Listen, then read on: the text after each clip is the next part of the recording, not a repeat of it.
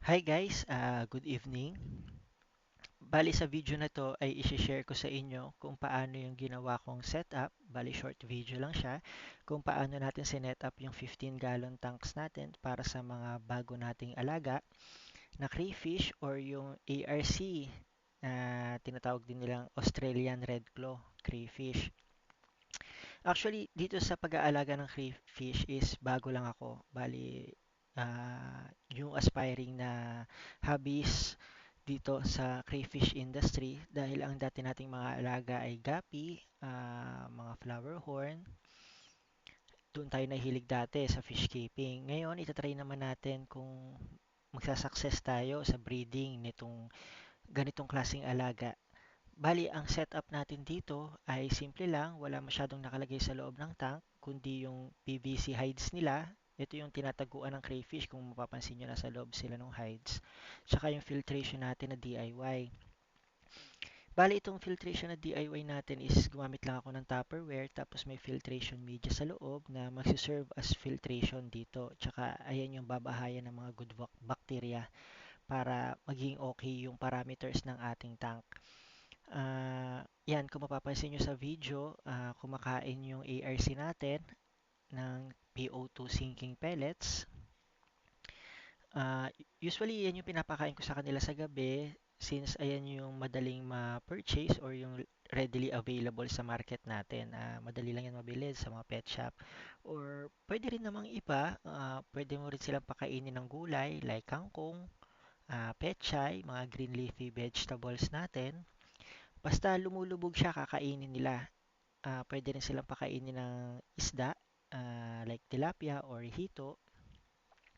Actually yun, mas gusto nila yung mga ganong pagkain, yung mga isda. Pero actually, iniiba-iba ko para hindi naman magsawa yung crayfish natin at maging healthy sila.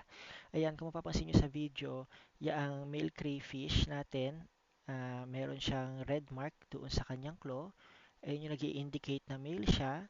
Pero madali naman malaman kung anong gender ng crayfish natin dahil kapag tinihaya nyo sila doon sa mga galamay nila, nandun yung genitals nila. Bali kapag male, meron siyang parang patulis doon sa may pinakaibabang galamay at yung female naman is merong circular na butas or may bilog siya doon sa pangatlong galamay niya. Bali din yung malalaman kung male or female ang ating crayfish. Ngayon, itong binili kong tryo, bali 3 sets na tryo siya. Bali isang tryo per 15-gallon tanks yung ginawa kong setup para madali ko silang ma-monitor at makita ko kaagad kung may magbe-buried ba doon sa mga female natin, which is yung pagbe-buried nila is ito yung nagle-lay na sila ng eggs at naandoon tinatago yung eggs nila doon sa parang belly ng female. Actually, yung ganitong setup kasi na ginawa ko, actually madali siyang ma-maintain dahil wala siyang substrate. Mas madali kong ma-siphon or matanggal yung mga excess na pagkain, tsaka yung mga dumi ng crayfish para maiwasan natin yung ano, yung build up ng ammonia which is yun kasi yung cause or yun yung laging madalas na nangyayari kapag hindi mo nililinis yung tanks at or hindi ka nagwa-water change madalas. Itong ganitong setup sa akin is parang inaabot ako ng 5 days or to 1 week bago ako mag-water change which is 30% lang yung tinatanggal ko. And yun lang yung nire-refill ko ulit dahil madalas ko naman matanggal yung mga dumi nila every other day kaya na-maintain ko yung tanks nila. So guys, bali abangan nyo yung mga susunod kong video para sa update ng ating mga biniling tryo kung may magbe-buried man at mabibreed ba natin sila.